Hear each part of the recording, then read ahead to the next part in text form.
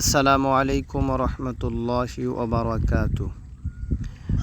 প্রিয় দর্শক শ্রোতা, আমরা আজকে আপনাদের সামনে আলোচনা করব হাতির সুর গাছ নিয়ে।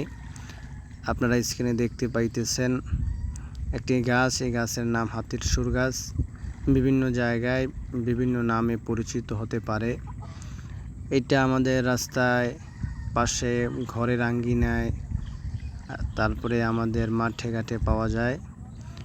আসলে এই গাছটি অনেক রোগের ঔষধ হিসেবে ব্যবহার হয়ে থাকে, কিন্তু আজকে আমরা এই গাছটি দ্বারা আপনি কিভাবে যৌন রোগের সমাধান নিতে পারেন সেই বিষয়ে আলোচনা করব।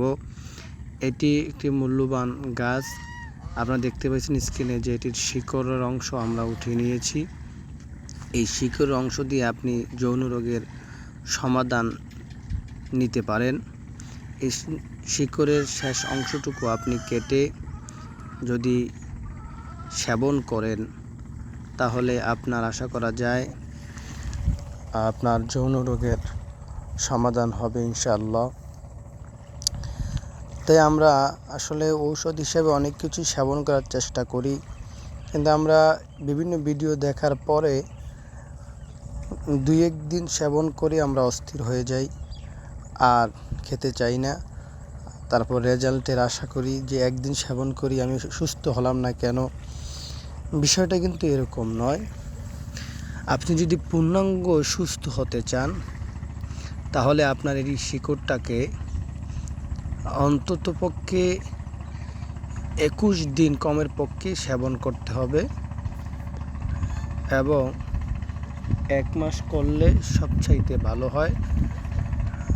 আপনার এটার সেবন করার নিয়ম হচ্ছে, আপনি এটার শিকড়ের অংশ কেটে নিয়ে একটি পানের সঙ্গে কিছু মধু মিশ্রণ করে আপনি কালো জিরো নিতে পারেন, সাথে কিশমিশও নিতে পারেন। এর মধ্যে দিয়ে আপনি এই শিকড়টাকে সেবন করবেন। অর্থাৎ একটি পান, কিছু মধু আর এই শিকড়ের এই সাদা অংশটুকু ভালো করে পরিষ্কার করে আপনি সেবন করলে ইনশাআল্লাহ আপনার যৌন রোগ থেকে আপনি মুক্তি পাবেন।